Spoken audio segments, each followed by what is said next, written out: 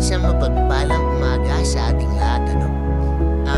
Gusto ko, di kaya kukunin ko yung ilang minuto niyo, no? Gusto ko lang i-share sa inyo yung blessing na ipinagkalob sa akin ng Panginoon ngayong kagabi at ngayong araw na ito. Alam niyo, ako'y nagkukulit at papasalamat sa Panginoon kasi naroon yung pag-iingat at pagkabay sa akin sa buong mundo. By the way, ang inyong lingkod ay night shift duty po. Ako'y masayang-masaya kasi makatulog po ako ng maganda.